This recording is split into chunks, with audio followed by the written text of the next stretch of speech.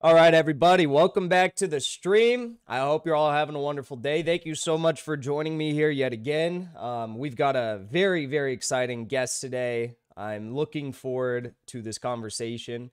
Caleb has been on the show, I think, like, what, 3 times already now? Caleb is the single most returning guest and definitely one of my favorites. So, he has a wealth of knowledge on a variety of issues, and someone who I've learned a lot and has definitely shaped my worldview a lot. So I'm always honored to have Caleb on the show and appreciative that he makes the time to come on the show. And today we've got a very, very, special occasion because Caleb just returned from Nicaragua, in which, he served as a member of the Center for Political Innovations delegation down there, in which they were, doing election monitoring. And he's going to talk all about that. He's going to be discussing, the U.S. lies, the Western-backed lies about the elections in Nicaragua.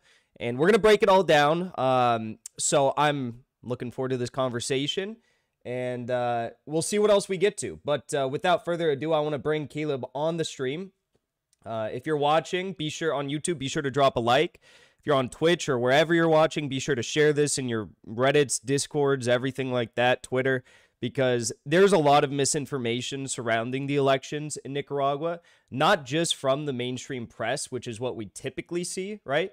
But also from some progressive shows. So we want to set the record straight. Caleb was on the ground with a ton of incredible people, so we are here to do that. So Caleb, welcome to the stream. It is so good to have you here. How are you doing? I'm great. How about yourself? I'm doing well. I'm doing well. I'm better now that you're here. So you just got back from Nicaragua. Tell me about it. What was the reason for being down there, and how was the trip? Well, Nicaragua, it has a socialist government, and they have had really big economic successes for the population. And their election that was coming up was going to happen. And already, long before the election in U.S. media, I saw a huge effort to discredit the election. So I made a few calls and contacted a few friends. Some people reached out to me, and I was able to get our think tank, the Center for Political Innovation, to be part of the official election observer team. And so we flew down there. It was over 200 people that were there to observe the elections from many different organizations, many different journalists, many different folks. And they took us to polling places. We got to see polling places in Chinandega. Other people were flown to different parts of the country. We were there as the votes were being counted. We watched people vote. We oversaw the process, and what we saw was a free and fair election. What we saw is the people of Nicaragua going to the polls and voting for the Sandinistas and voting to continue the project of building up Nicaragua with socialist methods. That's what we saw.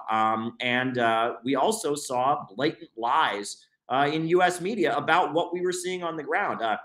Natalie Kitroff from the New York Times, she tweeted out that polling centers were being closed all across the country during the election. We had people all throughout the country, some of them in the very regions where she claimed these polling centers were being closed. They weren't being closed down. That was just a lie. Natalie wasn't in the country. We were, and the polling stations were not being closed down. This was a free and fair election. And Joe Biden put out a horrendous statement Oh after my the God. a Yeah. horrendous statement. He called it a pantomime election. I don't know what a pantomime election is. It's like we didn't see anyone at the polls going. It's just a dumb thing. I think Biden's staff, they have like a thesaurus, and they try to come up with like weird words for things. It's like Yeah. they're showing how smart they are. I think it's a bunch of NPR fans there or something. Yeah. And that's how they do things. But this was a free and fair election. The only way, the only point they have, only claim that they make when it comes to claiming it wasn't a legit election, is they say, well, all these candidates were arrested. Well, that's a lie. Not a single candidate was arrested. Now, a number of individuals who were involved in the violent attempt to overthrow the government in 2018, right? In 2018, there was a violent attempt to overthrow the government in which 300 people died, There were riots in the streets. There were drug gangs assassinating people, torturing people in their homes, blowing up buildings and shooting police officers. People that were involved in that were arrested and charged with crimes. Plus, they also made laws about foreign funding. If you're getting foreign funding, you have to disclose that. And people who didn't comply with that and were basically running troll farms to disseminate disinformation about Nicaragua were arrested for that. And it wasn't until after these people were arrested that U.S. media said, oh, they were candidates and they were arrested to keep them from running in the elections. Well, no, they weren't candidates. To be a candidate in the Nicaraguan election, you have to be nominated by a political party, and you then they have to make sure that you're a legal, not, guilt, a criminal or something like that. You have to get cleared, and then you can run. None of these people they're claiming were arrested and prevented from running. None of them were actual candidates. So, and it's shocking because if you looked at the Wikipedia page, we were in Nicaragua looking at the Wikipedia page. It lists all these people as candidates with arrested after them, and you would get the impression that in order to make sure he won the election, Daniel Ortega, went out of his way to arrest all these other candidates. They weren't candidates. They were people who tried to violently overthrow the government. They were people who got funding from USAID. They were people who lied about where they were getting funding from. They were people who went around the world lobbying to have sanctions placed on their own country, which they've made illegal. And so they were arrested. After they were arrested, U.S. media declared them to be candidates. Look, we saw posters for the Liberal Party. That's the main opposition party. We saw them everywhere. We met with people at the polls who told us they voted for the Liberal Party and we're proud of it and we're not ashamed. We had our cameras out and there were government people there and they said, well, we don't support the Sandinistas. We voted for the Liberal Party. This was a fair election. By every measure, this was a fair election. In Nicaragua, they count the votes, interestingly, actually in the place where the votes are cast. So there's no way anyone can tamper with the ballots or anything like that on the way to where they're counted, which most countries don't do. So this was a fair election. Now, the Sandinistas won 75% of the vote. Now, that's a pretty big number. And you know why? Wow.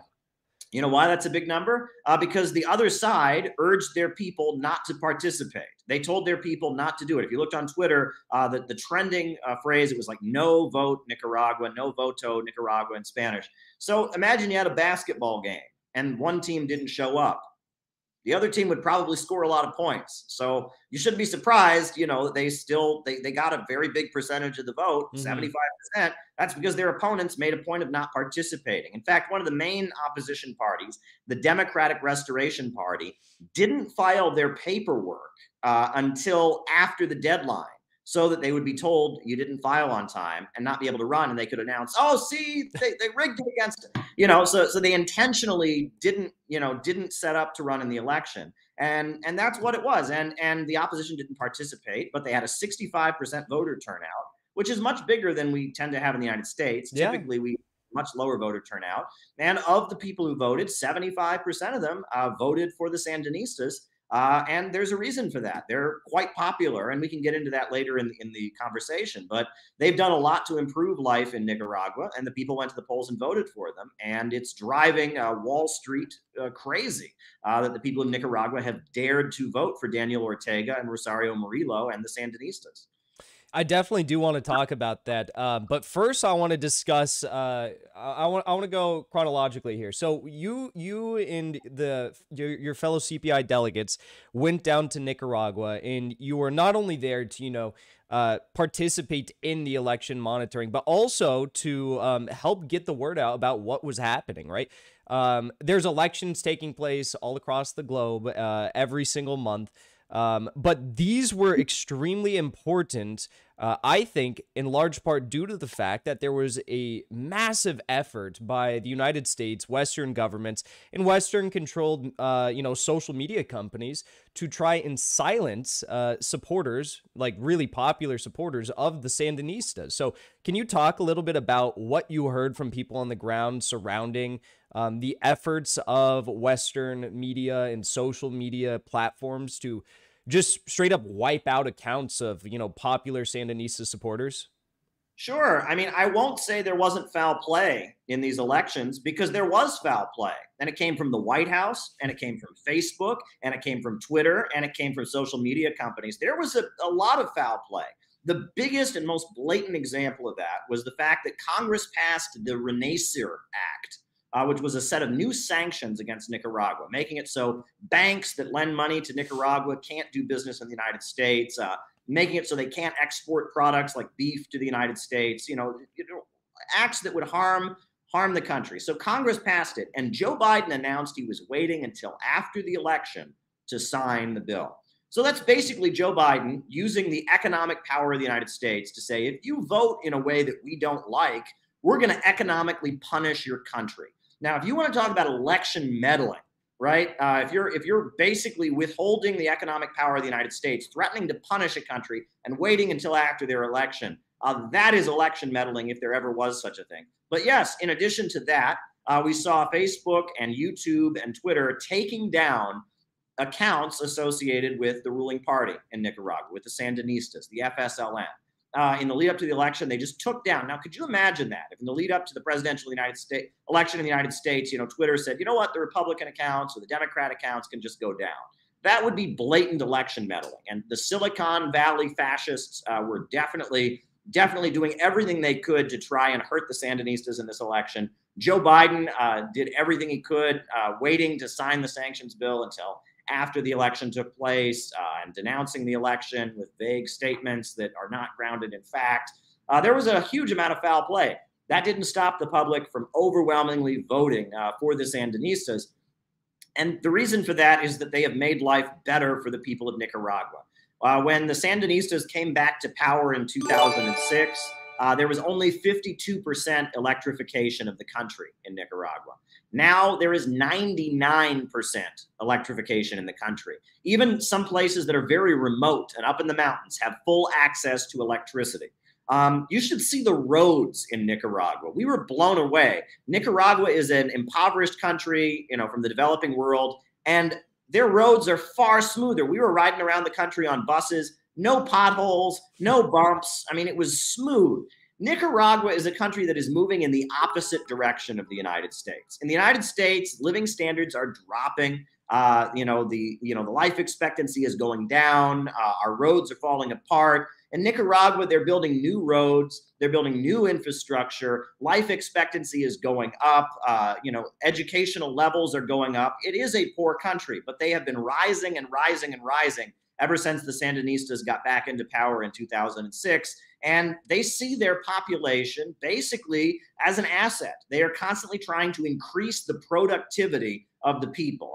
One thing, there's a lot of people, BreadTube and all of that are into worker cooperatives. They should love the Sandinistas because one of their programs is that they have a government program to create worker cooperatives. Over 4,000 worker cooperatives have been created with government funding from the Sandinistas. They have a micro entrepreneurship program where they help low-income people in the countryside to start their own businesses. It has had an amazing impact on the population. Another thing, these people that like land back, they should also love the Sandinistas because they're doing it. They are giving people the deeds to the land that they live on. That's one of their policies. If you've lived there, your family has lived in a place for a generation or so, they give you the deed to the land. And in fact, they tend to give it to the woman of the household, not the husband, but the woman, the mother of the household tends to get the deed to the land. And because of that, now the rate of home ownership in Nicaragua is rapidly increasing because people are getting ownership of the land that they live on. The system where people basically are the property of the landowners, they're renters and they don't have rights, that's being gotten rid of.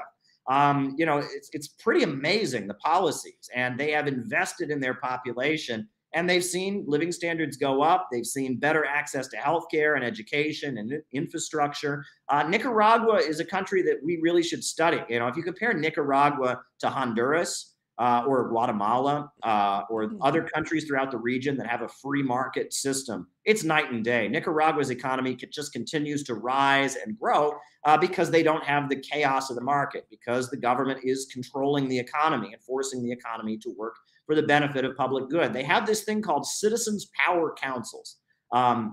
And in every neighborhood, every community, you have a group of people who get together and talk about how they can carry out the goals of the Sandinistas, how they can carry out the goals of the revolution. It's kind of like the Soviets in the Soviet Union, or the Bolivarian circles they have in Venezuela, or the Basij councils that they have in Iran. Iran, it's this networks of community power. And you can be sure that Daniel Ortega wouldn't be in power for 5 minutes if he didn't have a huge base of well-organized people that have his back. I mean, the Sandinista National Liberation Front, which is, they come out of the 1979 revolution that overthrew a dictator, Somoza, who was backed and armed by the United States. They ran the country against a civil war where the USA was backing the Contra terrorists, the drug dealers who brought crack to the United States, were also in Nicaragua terrorizing the people. They had an election in 1990. They lost. They were out of power for 16 years. But then in 2006, they got back into office, and things in Nicaragua have been getting better and better ever since then. And that's why the people overwhelmingly voted for them in big numbers. And some people didn't vote for them, but the overwhelming majority of the population did vote for them. And it's quite interesting to hear the rhetoric. I got to shake hands with the president, Daniel Ortega. I actually had a long chat with his son, who is Minister of Foreign Investment. We had a long chat, great conversation. We had near a volcano. They have an active volcano, in Nicaragua. And so, one night we were up there, and, we were having kind of a reception, and I got to have a good chat with the president's son. The Sandinistas are serious. They're serious about raising their people up out of poverty. And, in some ways you could argue that they're conservative. Before I flew out, I had to get a COVID test. And so this is my COVID test receipt. And right here, it actually has the slogan of the government on it: Christianity, socialism, and solidarity. They're not so much into gay marriage in Nicaragua. They're not so much into abortion, but they are into raising their people out of poverty. They're into empowering women. They actually have a law that 50% of all the candidates in any election of any party, 50% of your candidates have to be women.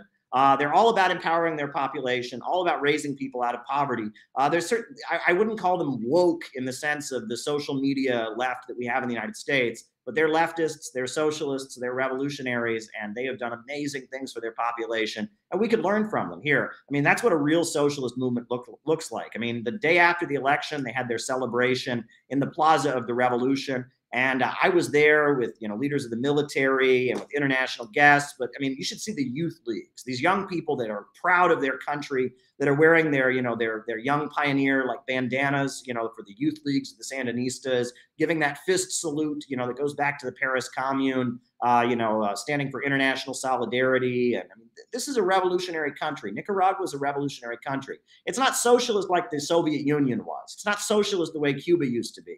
It's 21st century socialism. There's a market sector there. But at the end of the day, the means of production, the banks, the factories and industries of Nicaragua are forced to serve public good and not the profits of a few. You have a government that bases itself among a well-organized population that is constantly working to raise living standards and fighting on behalf of the working families of Nicaragua. So this is socialism. This is 21st century socialism. And I'm really glad I got to see it. And I'm really glad that I got to, bring some of our young activists and John Brown volunteers with me to Nicaragua to see it up close, because this kind of socialism, this 21st century socialism, I believe is the future of the world, the United States included. I have a two-part question for you, because now after these elections, right, basically the U.S. is following with this like Bolivian model of having the Organization of American States come out and say, there's election discrepancies or there's corruption within the elections, therefore we have to, rule them as like void, and we can't trust them. We have to have like a re-election, or at the end of the day, they're probably just going to, try to coup the government. But this isn't the first time that Nicaragua has come under a form of like regime warfare from the West and from the U.S. And they've learned from not only their mistakes of the past, but, other countries who've had, regime change attempts forced upon them. And, they've learned, and they've, established a great deal of food sovereignty within their country. They have a prosperous economy, as you brought forward. And now you have even like countries like Peru, which the foreign ministry of Peru said that they didn't recognize the outcome of the elections. And there's a slow coup taking process in Peru, and they've already, established control of the foreign ministry there, and that's why they're coming out and saying this. So the two-part question is, one, are the people of Nicaragua scared of the threat of regime change and coup, or do they feel as though they have that strong will and the needed stability to be able to potentially like overcome something like this? And second part of the question is, as far, and it's a little bit unrelated, but like as far as like what we're seeing from Peru with this foreign ministry announcement, are you scared about the potential for Pedro Castillo in Peru to stay in power? Well, Pedro Castillo originally nominated someone else as his foreign minister, and that person was somebody with a long record of anti-imperialism and socialism, and he was forced to remove him and put someone who has a different perspective. So we saw that unfortunate statement from the foreign ministry of Peru. And it's important to keep in mind that there are different forces within these governments, within the various anti-imperialist governments around the world. It's often a coalition of forces that have different perspectives. I will say that in Nicaragua, really, what happened in 2018 when you had the United States and its allies just doing everything they could to try and foment chaos and violence in the streets of Nicaragua, creating an atmosphere to try and set the stage for the military overthrow of the Nicaraguan government.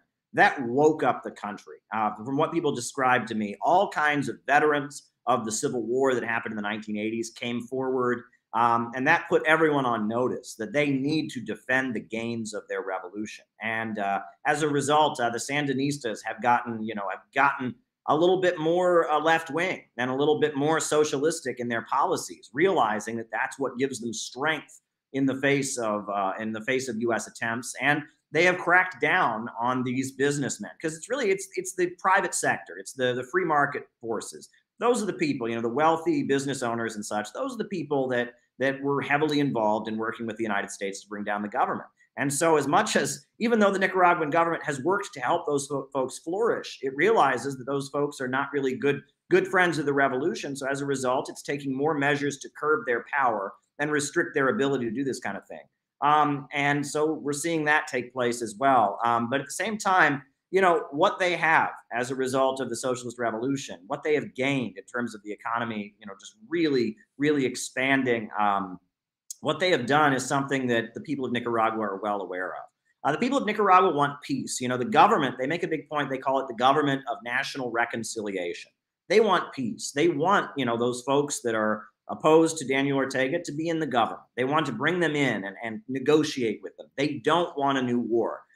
Anyone who was alive in the 1980s in Nicaragua remembers that horrendous war that took place, the Contra War, it was called. And that's when our government in the United States was sending guns and weapons to a group of drug-dealing terrorist thugs who slaughtered entire villages and murdered people, and it was horrendous. And most people in Nicaragua have a family member or a relative who died in that war. They remember what that was about. They remember how Catholic priests and nuns were raped and murdered, and they would, burn down monasteries and churches because the Catholic Church was considered to be too socialist by these Contras trained at the United States and the School of the Americas. And the whole world was at that point telling the United States, you got to stop supporting these terrorists. You had the Vatican, coming out against it. You had all kinds of, peace activists all over Europe and the United States. You had the Nicaragua Network in the United States saying, stop arming these terrorists. You had the U.S. Congress that passed a law against arming these terrorists. And Ronald Reagan then broke that law and sold missiles to Iran and used the money to fund the terrorists in Nicaragua. It was an awful war that had a devastating effect on the population. They don't want a new war. They want peace and national reconciliation. And Daniel Ortega has made a big point that, that their policies have changed. This isn't the same Nicaragua as the 1980s. It is much more of a mixed economy, you could say. There's a lot more private business and such, but they still have, the chaos of the market gotten rid of. They still have a government that fights for working families, that controls the means of production. One thing that they've done is they've really empowered the Native Americans, the indigenous folks. They've really empowered them and given them sovereignty.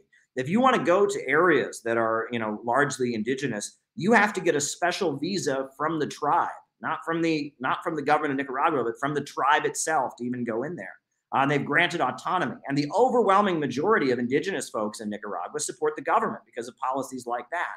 And, during the 1980s, the United States worked really hard to play up the idea that somehow the Sandinistas were racist. And actually, Russell Means, who was the leader of the American Indian movement, was actually a left-wing radical who did a lot to fight for Native Americans in the United States. He got bought off by the CIA, and he went down to Nicaragua and with CIA money and support started making propaganda against the Sandinistas, claiming they were oppressing the indigenous people and they were racist. And now the files have been revealed that actually the CIA was hoping that they could provoke a massacre of Native Americans and use that to justify sending the military to Nicaragua.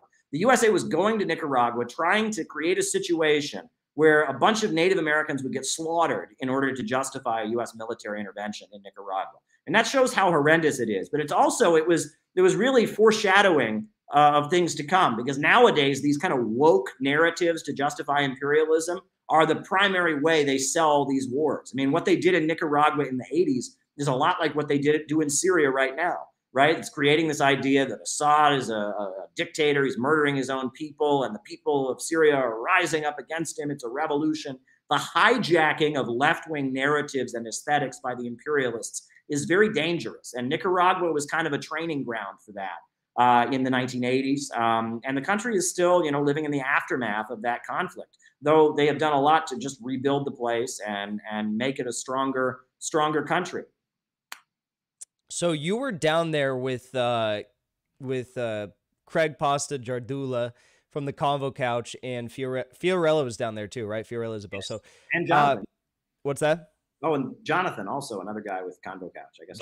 Yes, Jonathan as well, and some of the volunteers and members from CPI as well. So what was it that you were actually tasked with doing on the ground there, right? Because you weren't just down there to report on what was happening. You're actually actively involved in the election process. So what was it that they had you actually doing? Well, they had us go to polling places. We went to polling places in Chinandega, which is a region, in Nicaragua. The folks from Convo Couch were flown to the other end of the country. Some other folks from another team, they dispatched the observation team all throughout the country. We went into polling places and we observed how, they actually, not only do you, when you go to vote in Nicaragua, you don't just show your ID and they match it with your name. They match it with your face, actually. They match your face. You have a face ID, and if it matches the face on the form, then you get to vote. And you go on in, and they actually have much more voting access than we have in the United States. We didn't see lines at all. There were no lines. I mean, and the election was held on a Sunday, which is a national holiday. It's a Sunday and a national holiday just to make sure everyone has the day off to go vote. However, in the United States, we have our elections on a Tuesday, and it's not a national holiday. So there's huge lines to vote before work, huge lines to vote after work. It's ridiculous. But in Nicaragua, they had all kinds of polling places. We went all over Chinandega, 4 different polling places. We didn't see any lines. We didn't see anybody, waiting in line for hours to vote. There were people who went in and out to vote less than 10 minutes. That was really common. They made sure that when they counted the ballots, that there were 3 parties represented. 3 major parties were in the room while the count went on. They counted the ballots in the same place that the voting took place. So there was no chance for anyone transporting the ballots to fool around or mess with them. This was a free and fair election. We were a team of observers that saw that. And Convo Couch did an interview with Business Insider. And Business Insider basically did a hit piece and tried to make it look like we were not credible. And they went as far as name dropping me. They tried to use the fact that I had connected Convo Couch with Nicaragua and arranged for them to be part of it. And because I work for RT, they used that to make it all sound like it was a big Russian conspiracy or something. And I tweeted out, I'm like, yeah, Vladimir Putin called me up on the phone and he said, Caleb, make sure to get Convo Couch down to Nicaragua, as part of our vast plot against, the American way of life and our precious bodily fluids. This is just ridiculous. No one's arguing with the actual facts of the election. Yeah. No one is debating the actual facts. They just don't like that all the U.S. stooges and puppets who were involved in violent attempts to overthrow the government, they don't like the fact that they were arrested. That's really all they've got. That's all they've got. And I can guarantee you, right, that If there was an election in the United States and one of the major parties was getting huge, millions of dollars from Iran and North Korea, we would not allow them on the ballot. There would be a way that they suddenly weren't allowed to be part of it. Don't you think? So I don't think by barring people that were getting foreign funding, that were concealing what they were doing with that foreign funding, barring people who were going around the world lobbying to put more economic sanctions on their own country, I don't think that was electoral foul play at all. I think it's what any country would do under those circumstances. But it's important to note that in any country, even in some countries around the world that are more authoritarian, when U.S. leaders say openness, this is what they mean. They mean access for our assets. They mean George Soros. They mean, USAID. They mean CIA, Ford Foundation, allies having access in the country. And that's really what they mean, right? And that's important, to note. We're hearing a lot of criticism of Myanmar. Myanmar is a very authoritarian place. But when the USA says it wants openness in Myanmar, it doesn't want real openness. It wants access for its puppets, for its agents of chaos, for its elements that cause destabilization in the country. They don't like that in Myanmar, there's a military junta that is doing business with China. And so they want openness, meaning they want their forces to get in there and cause trouble and overthrow it. And, Myanmar, unlike Nicaragua, they don't have free and open elections. But regardless, the USA isn't being honest when it calls for that. And that's the important thing. And one thing I do want to say is there are a lot of socialists, and I've seen this over and over and over again. They have it in their minds that at some point there's going to be a country and they're going to have an election and the socialists or communists will win. And the New York Times will go, well, we don't agree with them and we don't like their policies, but this was clearly a fair election. I guess they got us. Darn, that's never going to happen. If socialists and anti-imperialists win, the New York Times and CNN and MSNBC and Fox News will call it a dictatorship. That's how it works. And the same thing in Venezuela. I've been to Venezuela, and the Carter Center said that Venezuela had the best elections of any country in the world. Venezuela bent over backwards to accommodate the opposition. But what do they say? Venezuela is a brutal dictatorship. They don't even have the death penalty in Venezuela. How do you have a brutal dictatorship without the death penalty? But it doesn't matter. If working class people win and we start changing society, it's a dictatorship as far as they're concerned. It's a dictatorship when they lose. Yeah, it is. I have one more question about Nicaragua, and then I want to move on to some other subjects. But so you mentioned earlier on that the U.S. is escalating its economic warfare against Nicaragua, increasing the sanctions on the country. One thing that I don't want to say shocked me, but, I guess maybe just further proved what I argue here a lot on this show is that, it was crazy that so many of these so-called progressives supported the effort to place these sanctions on Nicaragua. So what do you think it says about, the progressives, the squad, the members like Ro Khanna, for example, who decided to place these sanctions on Nicaragua in tandem with, sanctioning other countries in the global south who are choosing not to abide by the U.S. economic warfare and election meddling in their own countries? Well, sanctions, you have to remember, are kind of a euphemism. When we hear the word sanctions, we think, oh, that's just whatever. That doesn't sound so bad. Sanctions kill people. Sanctions prevent countries from getting food, getting medicine, from trading on the international markets. I'll never forget when I was in Iran and I was getting on an airplane in Iran, and I'm sitting next to my host. And while we're waiting for the plane to go off, he says, oh, just so you know, one of the items that is on the sanctions list is airplane engine parts. And we're getting ready to fly. And that's true, right? Jeez. You can't sell airplane engine parts to Iran. So think about what that means to people in Iran. So, it's sanctions kill people. The sanctions the USA has imposed on Venezuela have cost tens of thousands of lives. That's according to the United Nations, right? Now, Nicaragua, luckily, they have a big agricultural sector. They're growing their own food, so that's not going to be an issue. But Venezuela, it's a single commodity economy practically. They've got oil, and the USA basically closed up the markets so no one could buy their oil and made it very difficult for them to import food into the country, and it killed people. And that is criminal. Right. And sanctions are not a joke, and they don't harm. They always say, well, the sanctions, they harm, the authoritarian regime. They harm working people. They harm average people. The idea is basically we're going to make life so hard for the people in a country. We're going to make it hard for them to get food. We're going to make it hard for them to get jobs. And we're going to make it hard for people to live. And as a result of that, they will then get rid of the government that we don't like, and Wall Street can move in. And it is demented. It is a demented strategy, and it's not going to create peace. And right now, the USA is having a little bit of difficulty with it because it's not working in the same way that it used to. Countries around the world who get sanctioned, they say, okay, we'll trade with Russia and China. And, and the USA is like, oh shit, what are we going to do? I mean, and that's part of the reason that Alex Saab, who was a Venezuelan diplomat, was kidnapped from Cape Verde. He was trying to figure out a way for Iran, one sanctioned country, to do business with Venezuela. And so the USA grabbed him off of an airplane and dragged him to Miami. They're working really hard at kind of intimidating countries by kidnapping people, by doing everything they can, because they can't just sanction them the way they used to.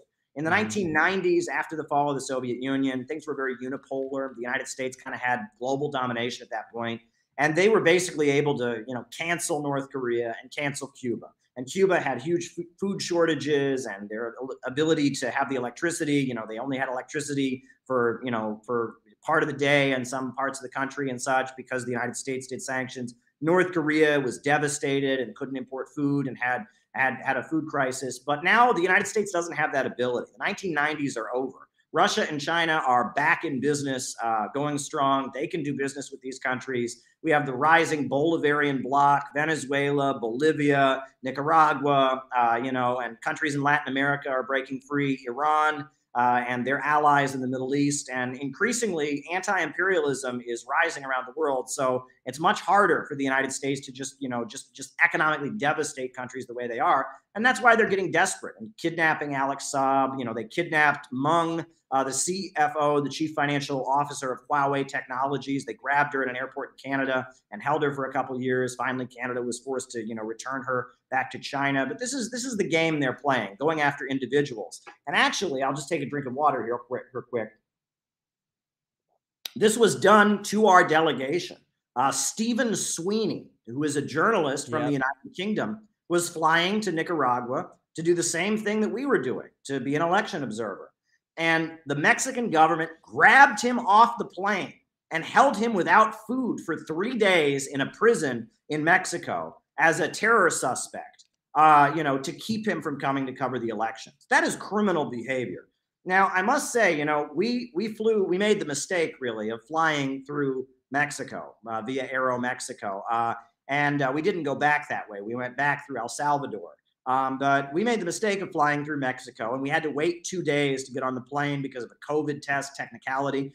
And after, we called up the Foreign Ministry of Nicaragua, and they approved our COVID tests, and the airline approved our COVID tests. At the last minute, we're getting on the plane, right? And the flight in Nicaragua, they have like a special area of the airport, and there's a Nicaraguan government official there, and he saw us, and he's like, yep, you guys are on the list, you're approved. So we went into the area to wait for our flights, and we start boarding the plane, and we put our boarding passes, we handed them to the airline guy, and they beeped, and they had something red next to it, and they said, no, you guys can't get on the plane.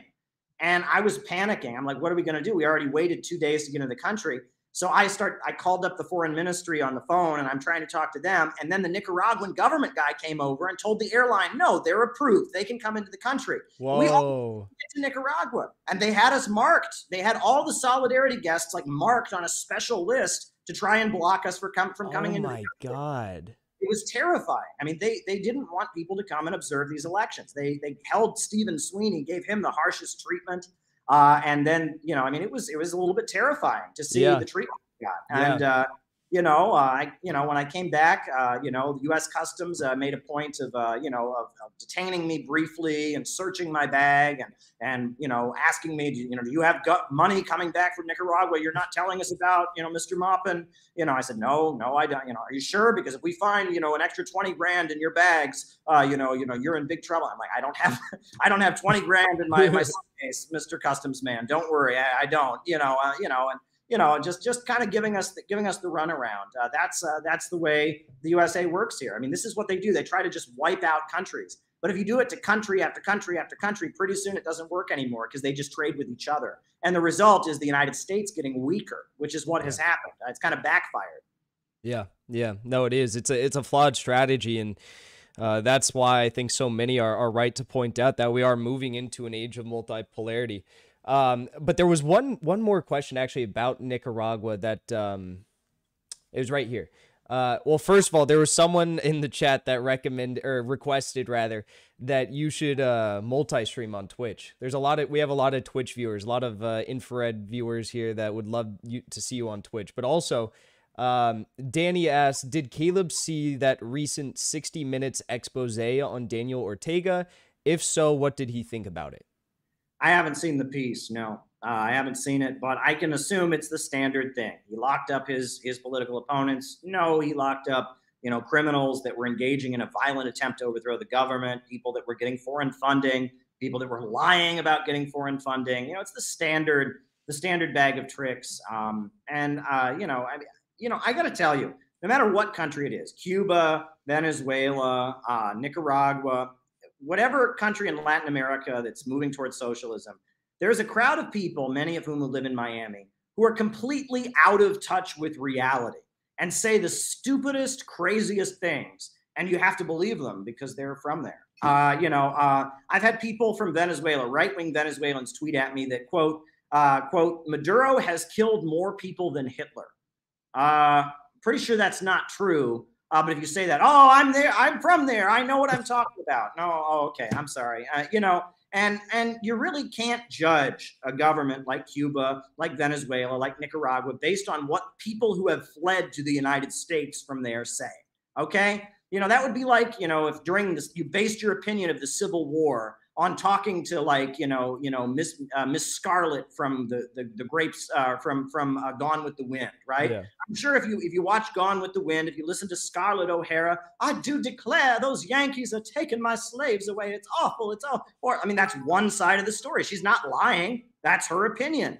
But that's not the whole story. We obviously know that the abolition of slavery was very good for the United States overall. It was a huge, great victory for the country overall, but for some people, they saw it as this awful thing. And, the Union Army did commit atrocities during the Civil War, and revolutions, especially like in Cuba and in 1979 in Nicaragua, where they had a violent revolution against the US-backed dictator. Revolutions are not pretty. They tend to get, when it comes to an armed revolution, they tend to get pretty ugly, and people get hurt, and atrocities are committed on both sides. But that doesn't give you the whole story of what's happening there. And that's really important. And I think that also came across. That's why the Sandinistas emphasize national reconciliation so much, right? Is that Civil War really divided the country. A lot of people got hurt on both sides, and a lot of atrocities were committed. And their emphasis is bringing the country together. I thought it was neat, at the rally that we went to in Nicaragua, where Daniel Ortega it was kind of his victory speech that he did in the Plaza of the Revolution. They had a lot of songs they sang. One of them was "Give Peace a Chance" in Spanish, right? It was their own version of "Give Peace a Chance," the John Lennon Beatles song. And that's kind of the feeling, is that he doesn't want to be, a president only for people who are on his side. He wants to be a president who's bringing the country together. They would much more prefer to have the opposition parties participate in the elections, have people have seats in government, negotiate, to move the country ahead in ways that would make more people happy. They don't want the country to be torn apart. They really don't want the country to be torn apart. And that's what happens. And that's, all these people who want to, when they talk about Syria, when they talk about Libya, country after country, name one place where the USA backing, extremists to overthrow the government, or destabilizing the country, or invading and overthrowing. Name one place where that's ever made things better. Look at Libya right now. Is it any better off since the USA intervened? No.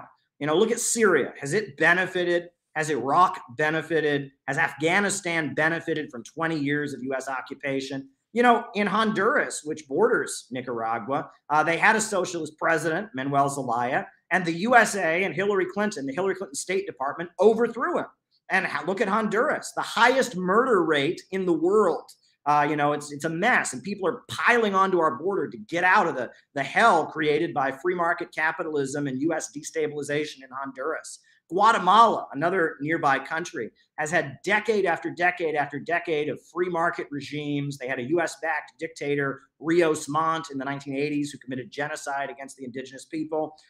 They have suffered. I mean, are they better off because of that? Obviously not. The USA needs to leave Nicaragua alone, stop meddling in Nicaragua's affairs. Let the people of Nicaragua have their own, their own national reconciliation, resolve their differences, and move toward building a prosperous society. It's kind of interesting, but we recently published this book, Jesus is a Socialist, from the Center for Political Innovation. And it's mainly quotes from the Bible and from Dr. Martin Luther King Jr.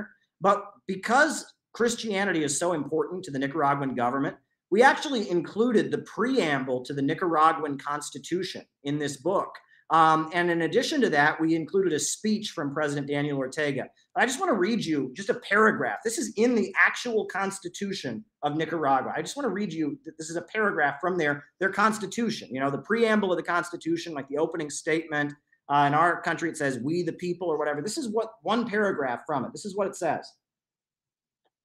It says, "For the institutionalization of the achievements of the revolution and the establishment of a new society that eliminates all forms of exploitation and achieves economic, political, and social equality among Nicaraguans and absolute respect for human rights, for the homeland, for the revolution, for the unity of the nation, and for peace, we promulgate the following political constitution of the Republic of Nicaragua."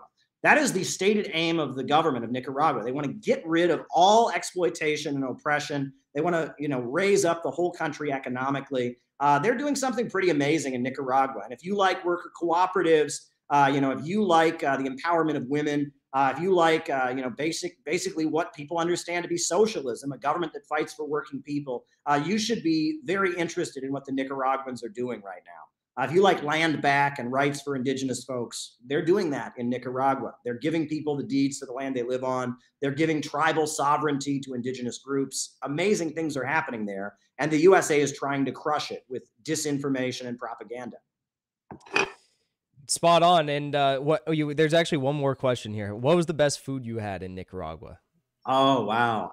I don't know where to begin. I really like the way they cook their beef down there. My wife is from Guatemala and she does a similar thing. The way that they, with the seasoning, with the kind of the peppers and all that, the way they do their beef is just phenomenal. Mm-hmm. And I will say they have rice with every meal. I'm not a rice kind of guy. Rice and beans is kind of, Central American food. That's what they do. But I'm not really a rice kind of guy. But that beef, the way they cook their beef was amazing. Some of the sauce, the way they prepare their meat is phenomenal. It's absolutely phenomenal. And I will say, it was really great to be there, to eat food that's grown in the country. And one of the slogans they have is they made a big point, all throughout, Latin America, they have a problem with, rural young people who live in the countryside. Because a lot of the countryside in Latin America, and especially in places like Honduras, doesn't have running water or electricity, young people tend to leave rural areas and move to the cities.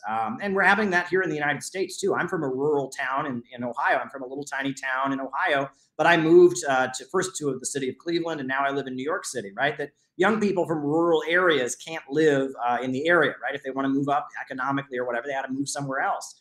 Well, in Nicaragua, they're making a big point of they've electrified almost the entire country. They've brought running water to almost the entire country. They've wiped out illiteracy, and they're paving roads in the rural areas. And their slogan is, they say, "Grow where you are planted." And they want to break down the division between countryside and city. And they want to make it so that you don't have young people piling into the cities and leaving their homes in the countryside.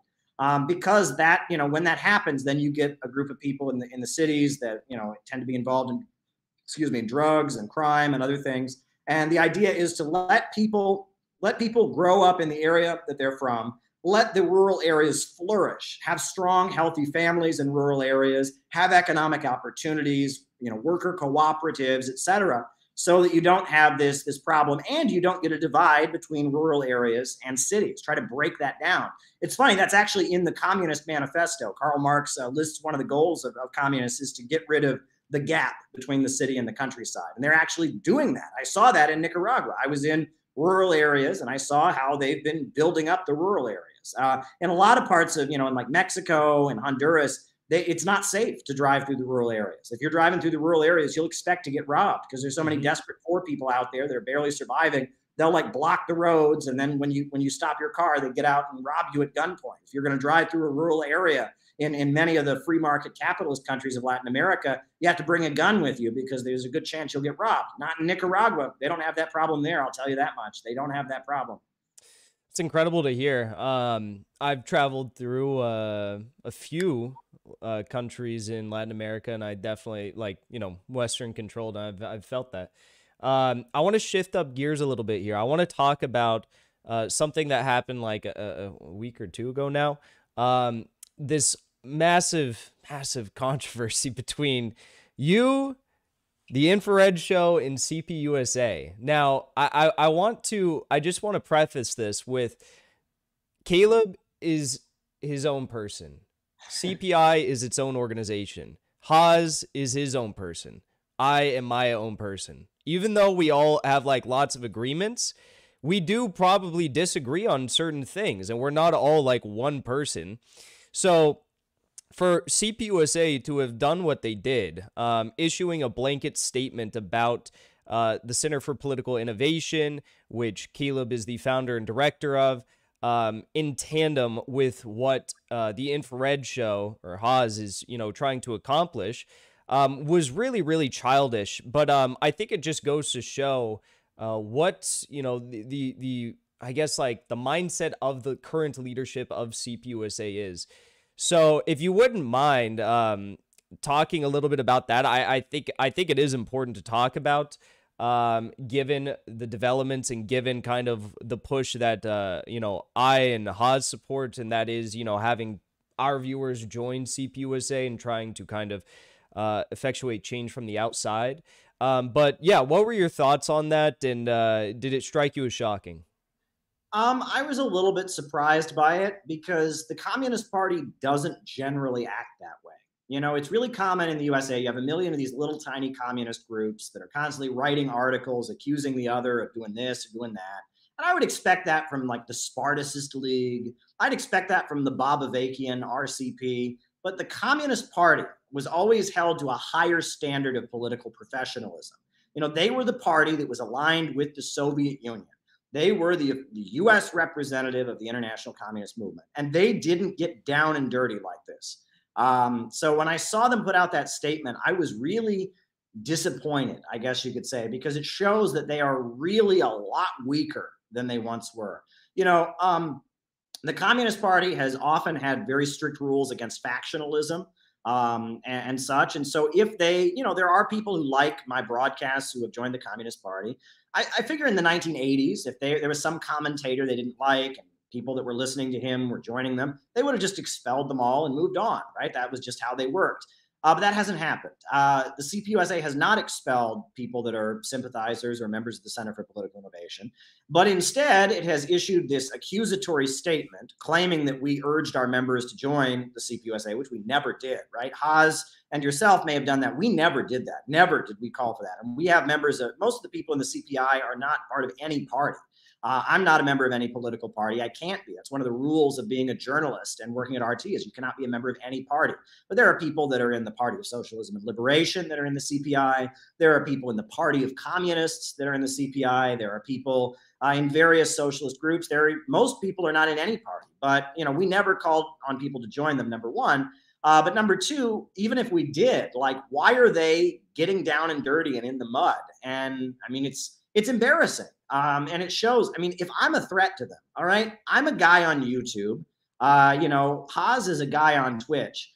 Why is the party of Gus Hall and William Z. Foster and Elizabeth Gurley Flynn worried about us? Why are they afraid of us? They've got this huge, expensive office in Manhattan. They've got millions of dollars in assets, and they're worried about a guy on YouTube? Seriously? And it's not over. I get calls from people. They have been vicious. I could tell some stories here that I'm not going to tell, but they have been really vicious.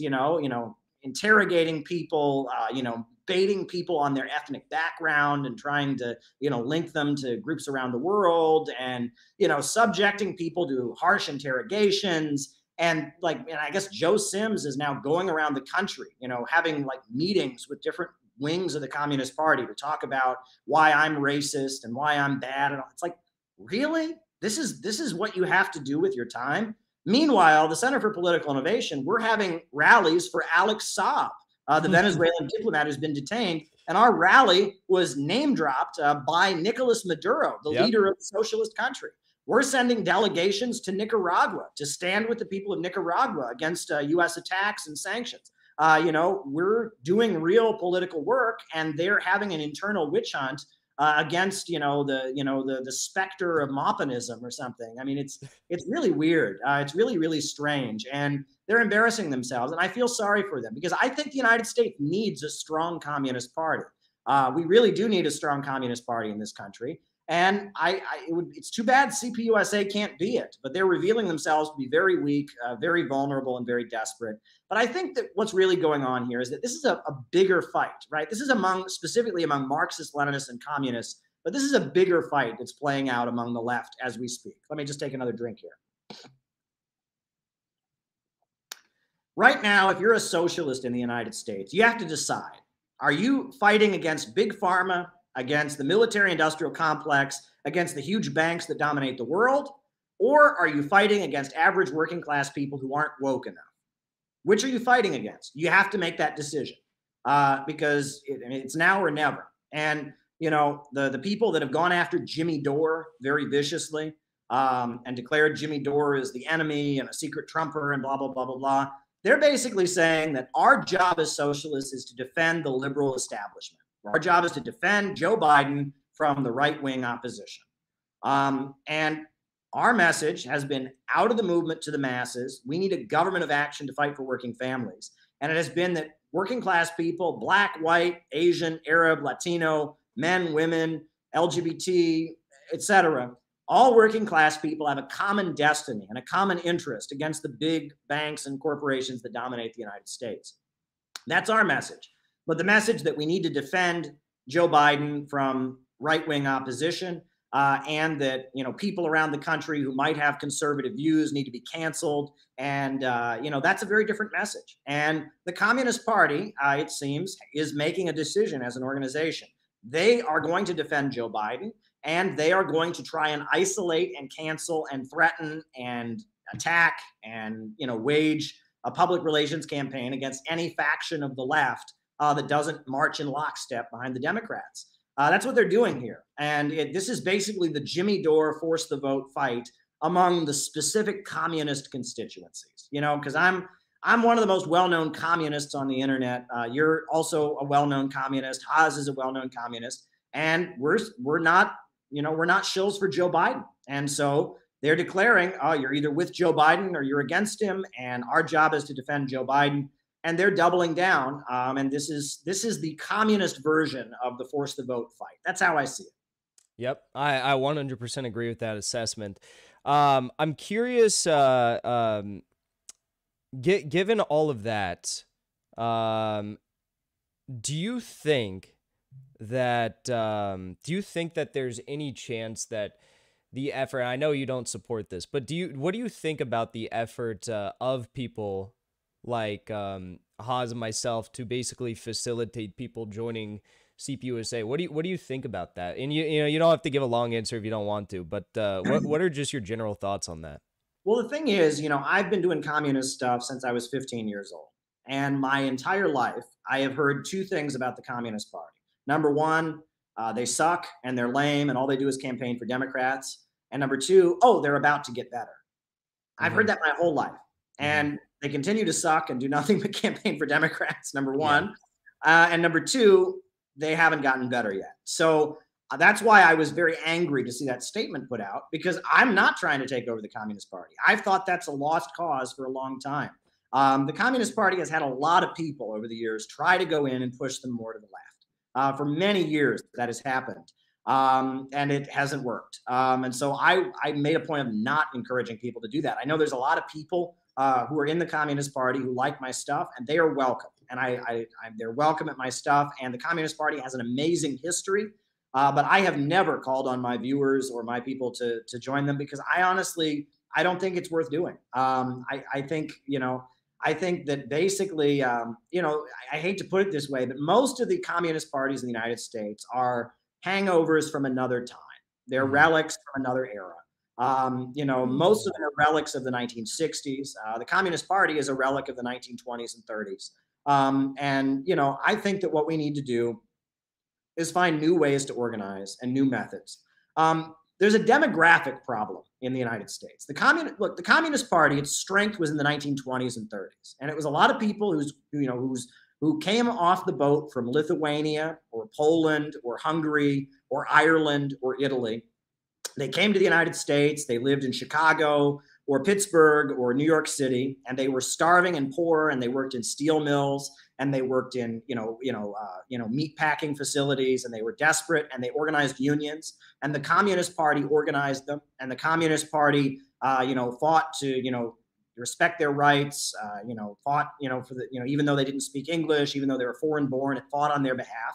That was the Communist Party.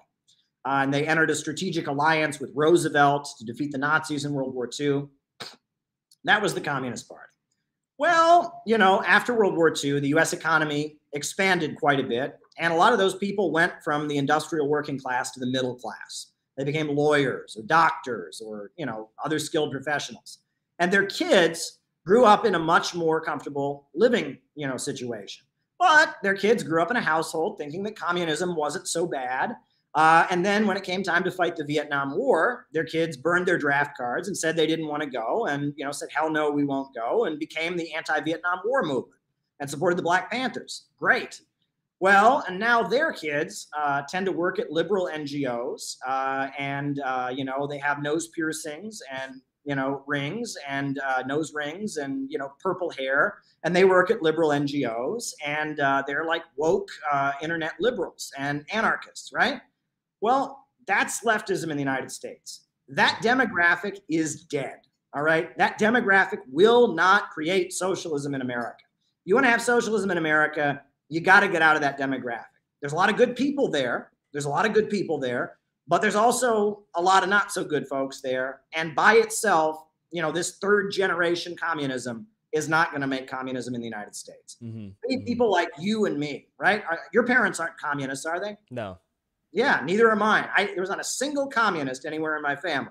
I discovered this stuff on my own because I was a kid in a small town in Ohio. My mom went on strike as a librarian. I walked the picket lines with her. I learned more about communism. I discovered this on my own because I was trying to figure out what was wrong and why the Iraq War was happening. And you discovered this stuff as well. You got involved in the Bernie movement. You ran for office. That's the future of American communism. And we talk very differently than this demographic that I'm describing talks. These third generation, grandpa was in the Communist Party. My parents were hippies who protested the Vietnam War. And now I'm a woke anarch kid with purple hair working at Planned Parenthood or whatever. We're a different breed. You know what I mean? We come from a different background, and we need to get to, Americans in small towns. We need to get to Americans who maybe come from Republican families. And we need to get to the broad masses of Americans. And that's why we're all about patriotic socialism. That's why we're not hostile to religion and Christianity. Jesus is a socialist, right? That's why we're trying to get to the broad masses of Americans. Millions of Americans are angry right now. Yep. And one of the worst things I've heard from this Joe Sims guy is he thinks it's a bad thing that we're trying to recruit among the rural population, he said. They're trying to appeal to the rural population. They're trying to appeal to low-income white people. Like, this is a crime. Does Joe Sims want all those people to vote for Trump? I think that's what he wants, right? We shouldn't try to appeal to those people. Yeah. If he's all about protecting Joe Biden, shouldn't he be working really hard to try and win those people away from supporting Donald Trump? No. His marching orders from the DNC are cancel all these people, condemn them, make good foot soldiers for the labor union bureaucracy. It's a failed strategy. Bernie Sanders said many times during his campaign that the left needs a 50-state strategy. Communism needs a 50-state strategy. Out of the movement to the masses. That's the slogan I've used over and over again. Out of the movement to the masses. We need average working class families in Pennsylvania and Idaho and Kentucky and Missouri and, California and Alabama and Georgia and Florida to say, you know what? Communism is what we believe in. Communism is the future, right? We want the banks, factories, and industries to be organized to serve the people. We might not agree on this issue or that issue. We might have our religious beliefs. We might be this or that. But communism is the way to make a better country in the United States. That's what we need. If we're going to win, if we're actually going to win, that's the way we need to do it. We need to dump the woke stuff, dump the cancel culture, focus on what brings the country together and how the big corporations and banks and their free market policies and their prison industrial complex and their war on drugs and all of this is bad for all working people. We should put the needs of the oppressed first, talk about the problems of racism and sexism and bigotry, but we should focus on what brings us together, a united working class movement. We need a government of action that will fight for working families. I 100% agree. I don't want to keep you too long. Everyone seems to be enjoying the conversation. Do you by any chance have time for like one or two more questions? I do. My voice is fading a little bit because I've got a bit of a cold, but I'm doing my best. So hit me. Okay. So there's been another like massive debate that is spurred online recently, thanks in large part due to Jimmy Dore and Richard Wolff. Richard Wolff put out a tweet basically saying, that we should be supporting workers who are striking, negotiating, taking action against vaccine mandates in the United States. He made a clear point to say, it's not about being anti-vax or pro-vax. This is about, the vaccine mandates in themselves. So, I'm curious. And, Yanis Varoufakis has also pointed out that he thinks vaccine mandates are basically shooting those, who support high vaccination rates in the foot because vaccine mandates just don't work. So I'm curious your thoughts, not on the vaccine itself, obviously, but on vaccine mandates, because I think, however irrational people's fears are about the vaccine, it should be their decision and they should not be forced by their employer or the government or, a government agency or bureaucratic institution to get a vaccine. I agree with Richard Wolff. I agree with you. I agree with Jimmy Dore. This is a slap in the face. If I were to have a heart attack and they called the EMTs, I don't care if those EMTs are vaccinated or not. I want them to save my life. And because I'm depending on them to save my life, if I'm in an accident, I respect their right to make their own decision about their body. And the fact that Joe Biden and Bill de Blasio here in New York have pushed these vaccine mandates, it's an insult to some of the most vital workers in the country. It's hurting the country. It's dividing the country. And look, I'm vaccinated. I don't think the vaccine is fake. I don't think COVID is fake. I've had COVID before. It's definitely real. But I will say that, that we shouldn't be stigmatizing people. And the way we're trying to make people who aren't vaccinated into second-class citizens, and we're trying to punish them, and it's, they're bad. Again, who's the problem here? The problem is the big corporations and the banks and, the government that serves them here in the United States. I don't fault average working class people who don't trust the vaccine. I fault the government that has lied over and over and over again. Right. And now at a time where we really need to be able to trust the government, we can't.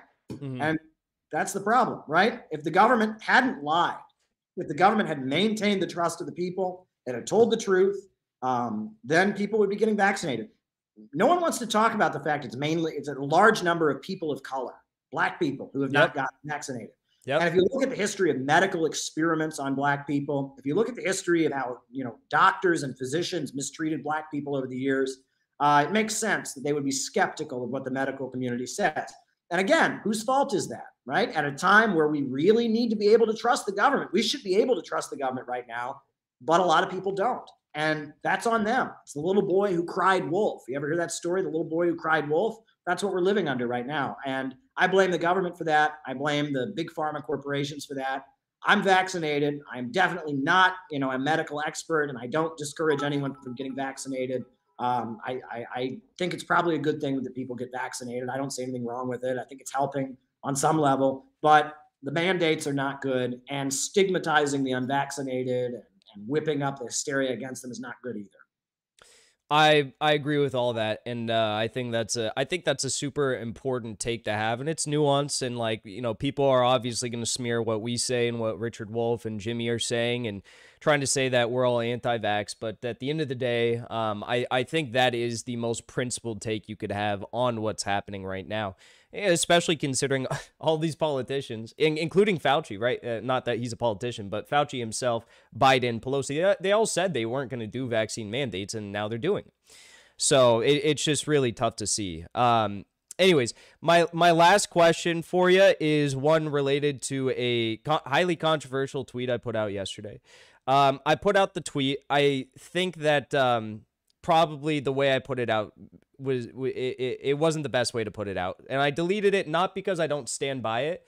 I do stand by it, but I received so much hate, and that's something that you're, you know, very you're accustomed to getting a lot of hate from leftoids on Twitter, and I'm just curious. So the tweet was essentially the idea that it's important to distinguish the working class as we see it today, those who make up like the lowest barrier of entry into the workplace, into the economy, from those that we would define as being like whatever you want to call them, petite bourgeois, professional managerial class, whatever you want to call them, right? And I put out a tweet basically highlighting the fact that Barbara Einrich's essay, 1977 or whatever it was, points out the fact that people who do have highly specialized trades that have to work in environments with high amounts of specialized regulation, those types of professions are not working class in the way that we see the working class today. And though they can face many of the same, working class economic issues, it's important to make that distinction for the reason that Richard Wolff has brought up so many times in his recent interviews when he's talking about this issue in particular, when he discusses the fact that, if you build a labor movement based on the false notion that all workers have the same interests and all workers have the same consciousness, that movement is bound to fail, to implode, because you're not recognizing that there are different classes amongst workers. So without, I don't even know if you've seen the tweet yet, but without having seen it, just what are your general thoughts on that? Well, look, the general definition of class that Marxists use is they say, if you sell your labor power for a living, you get a wage, you're a worker. And if you own for a living, if you own the place you work, you're a capitalist. That's the general definition. But if you get a little more specific, it gets a little messy. For example, the way exploitation takes place is that the capitalist hires the worker to produce the goods and then sells the goods and doesn't pay the worker the full value of their labor. They don't get paid the full value of their labor. He's, exploiting them, getting surplus value from their labor. Well, even at the time that Marx was living, about 50% of the working people, the wage workers in Britain, they didn't work in a factory. They didn't produce products. They were servants. They worked in a restaurant. They worked on the big estates of the rich in the stables or whatever. And that there are a number of working class people who sell their labor power who are not involved in what you would call productive labor. And so how are they exploited? It gets a little tricky. And then there's a lot of people who get a wage and they're not productive workers, but they're like managers, right? Their job is to drive the other workers to produce as much as they can. So they're getting paid and they're getting a wage, but they're also, pushing other workers to produce as much as they possibly can. And then you have cops who go around enforcing the laws that protect the private property of the capitalists. And they're getting a wage, but the job they're doing is enforcing capital. It gets a little messy. And that's why in Socialism, Utopian and Scientific by Frederick Engels, he makes the point that the working class takes power on behalf of all society, meaning that socialism is in the interest of all people. The working class, those who sell their labor power, they are the vanguard. It's directly in their interest, but all of society benefits from the working class taking power. And so it gets a little tricky when you have specific definitions of who is technically a worker. Can someone be a worker but not a productive worker? They're not on an assembly line. What about, permanently unemployed, right? Because that's an increasing, reality of capitalism. You have a lot of people that are, they talk about the precariat, who barely work. I mean, their existence is precarious because they're barely ever working. You have lumpen elements. A lot of production takes place in prisons right now. There's a lot of people in prison who are making products. A lot of military equipment is made by people in federal prisons. So they're getting slave wages. They're technically, I mean, they don't have a choice in whether they can make the product. They're getting paid like 2 cents a day or something. But they're still workers, aren't they? But they can't unionize. They're in prison. So it gets very tricky. So ultimately, socialism is for the benefit of all society, but it is those who produce the wealth of society, the working class, who will lead the struggle. And I think that's the way Marxists understand it. So you're not wrong, you're not off, but it points to some of the nuance of what we're talking about.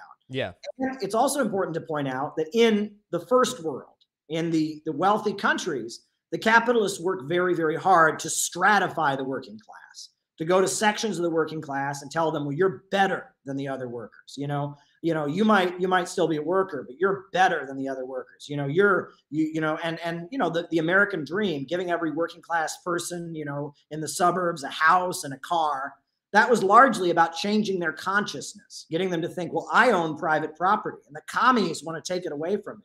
And if you looked at the 1960s, they had the hard hat riots, they were called, where, the Vietnam War protests were going on, and these construction workers in New York City would wear their hard hats, and they would go out and beat up anti-war protesters.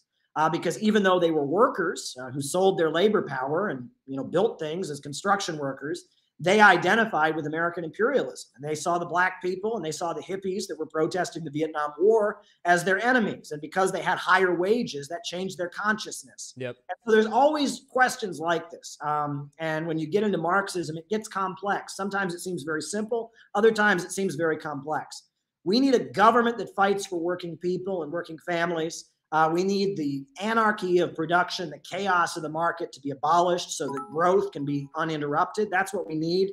But within that basic framework, there's going to be differences and there's going to be nuance, and socialism will change. It's, socialism in China is very different than socialism in Nicaragua, very different than socialism in Cuba.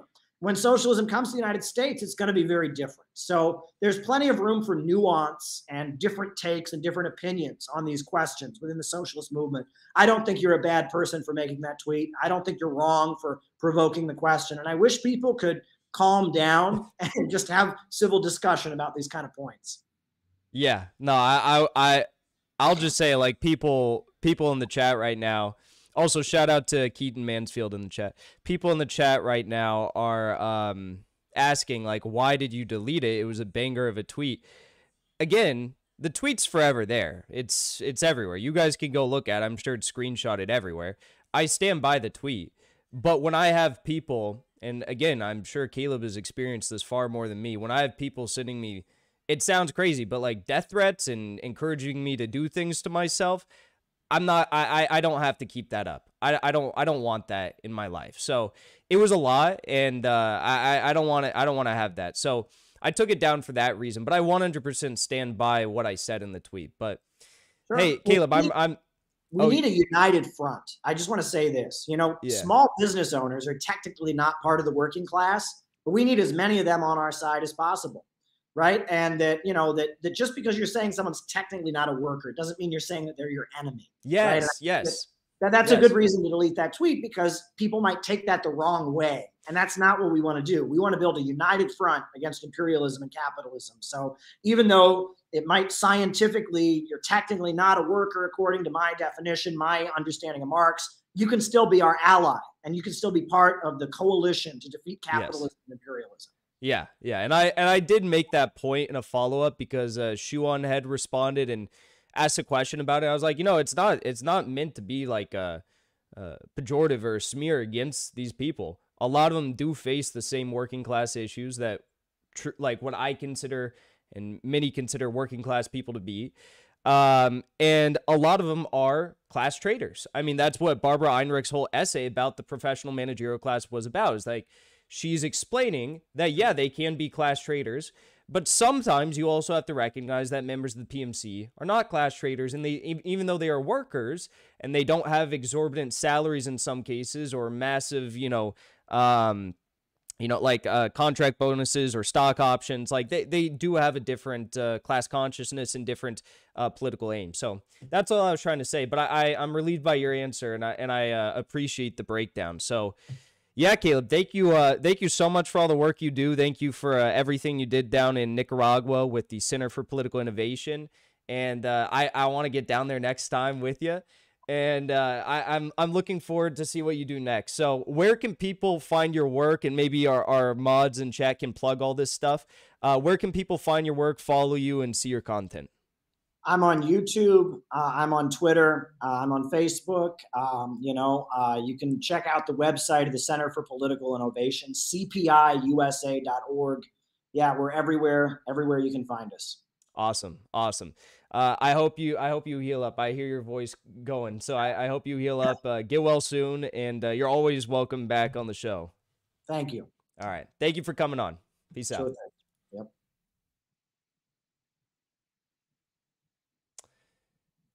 All right, everybody. Great conversation there. I love Caleb. DL, I forgot the super chat. DL said, please ask Caleb Maupin to say his Mao closing quote before he leaves. Fuck. I was totally going to ask that too, and I forgot. Thank you for the super chat. Next time I will. I swear. I promise. I'll make a mental note of it. Hey, I hope you all enjoyed the stream. We're not done yet, though. I do believe... Give me 1 second here.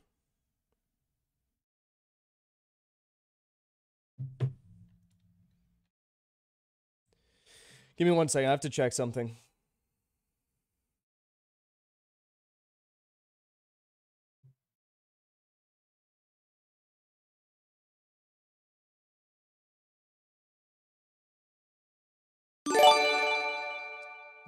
Thank you so much, Les Bones, for subscribe or gifting a subscription. Thank you so much. I appreciate it. Excuse me 1 second. We're not done here. I got to check something real quick. Huh. Okay.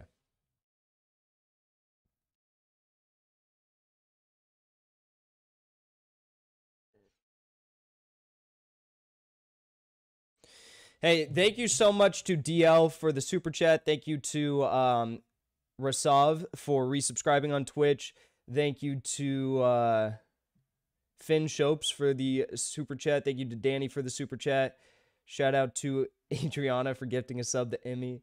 Left is best. Thanks for the super chat. And Fred Wolf, 5 gifted subs. Thank you so much. Johnny the Commie, thank you for resubscribing. Appreciate all the support, everybody. It means a lot. As you all know, these streams get demonetized, so I do appreciate the support. Yeah, that was a great stream with Caleb. He really broke down the whole situation in Nicaragua very well. And I enjoyed getting to talk about the Richard Wolff, vaccine mandate debate and the last question in particular, because that shit blew up. I'm not joking, you guys. Like, I none of that shit ever gets to me. None of that shit ever gets to me. The responses I had in my DMs when I woke up in the morning to that tweet quite literally put me in a terrible mood, and that's why I deleted it. I didn't want that in my life. It was bad. That was the worst I've ever had. And agree or disagree with these things that I say, even though it is right. Agree or disagree, like, why would you ever tell why would you ever tell someone to do something like that? Or why would you ever wish harm upon a person because they have like a slightly different analysis of what working class is than you, and you don't even understand where they're getting that definition from? People who did this took it very personally. Like, there's people in my chat right now who probably disagree with my analysis of what working class is, and it's not my analysis. As I mentioned, it's Barbara Einrich's analysis of what working class is. I happen to agree with it. But if you disagree with that, there's people in here who are still watching me, still like my stuff, and are going to continue like agreeing with like 99% of what I say. And it's just a small disagreement. I quite literally had people calling me every name in the book, as you can imagine, right? Hassan Piker reacted to it on stream and said I was a fascist because of what I said. And then I had people after that sending me like terrible messages all day. So that's why I took it down, because if you still have the tweet up and it's still getting quote tweeted and shit and it links back to my account, it makes it easier to like send me terrible messages. So that's why I took it down. But I stand by it 100%. It was not wrong. No one has been able, I mean, there's been plenty of smears, plenty of like bad face straw man attacks. I think the number one response to it, like the number one comment in response back to it was like something like there's been more working class teachers and nurses who have striked across the world than the amount of viewers you've ever had on your channel or something like that. Again, it's like, well, what about the NBA players? NBA players went on strike, so are they working class? Are they working class because NBA players went on strike? No, we all know they're not working class, and that's simple to understand. Just because you're a part of a union, just because you go on strike, just because you participate in collective labor struggles, does not mean you're working class. And, there wasn't a lot of, like, substantive critique of it. There's just a lot of name-calling and shit like that, and it really wasn't productive. And I think also, even though as provocative as the tweet was, I don't think it got the message across as to what I was trying to communicate. And, I could take some blame for that, but the tweet was correct. The optics of it, by virtue of the fact that the communication surrounding what I was getting across was not maybe coming through, were a bit poor, but it was correct. It was correct. LeBron has only won 4 NBA rings. He's still working class. Once he hits 7, he's no longer working class. Yeah, even for Twitter, it was bad. And, it's not just that people hate the tweet. It's because people hate me. They hate Haas. They hate Caleb. And it's because we're actual communists, right? We're principled communists. All of these people that are attacking us, mind you, are the same people who oppose forced the vote. They're the same people who are like, they LARP on Twitter as if they're like the Squad and Justice Democrats, like personal defense attorneys. These people are fucking jokes. And then they have the audacity after doing that sort of shit to go out and lecture other people on what being a principled communist is. So the whole thing is laughable until I get those, like, all those messages, which again, they usually don't impact me because I've had it before. I've had like real direct threats surrounding my political work in the past in my life and against my family. But the level of which I had it this morning, it was just like, it was a lot. It was a lot. And it really wasn't over much. So that's why I was like, I don't really care. Like, I'll just take the tweet down. But let the record stand. I do still 100% agree with what I said. And I'll give the open opportunity to anyone can challenge me on what I said. If you feel so strong about your argument, air it out with me. Talk about it. What do you think? Radical leftist agenda, will you debate me? Yeah, what do you want to debate? You don't even know what I said? Oh my God. Haas's stream is going to be starting soon with, it's going to be the Infrared Showdown. So, one second, I'm just texting.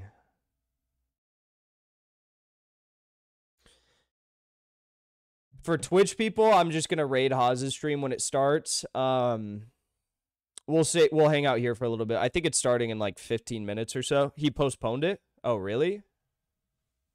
It's delayed? It's delayed till next week? Oh, fuck. Okay. Well, hang out then. Or maybe I'll just pause now and I'll go live later. You know what? I think that's what I'm going to do. I think I'm going to pause now and I'll go live later. So, yeah, I was hyped too. All right. On that note, peace out to everyone. I will be live later. Be sure to tune back in. We got news to cover today, and I'm looking forward to it. So, do that. We got a bunch of people here. Wow. I think this is the biggest, non-raid Twitch stream we've ever had. So, audience is growing. The stream is rising. And I'll catch you all later. So, YouTube people, peace out. Have a great rest of your day. I'm going to send you off right now. Thank you for tuning in. Thank you for all the generous support. I hope you enjoyed the conversation. As always, fuck Dick Cheney, and I'll see you all next time. And then Twitch people,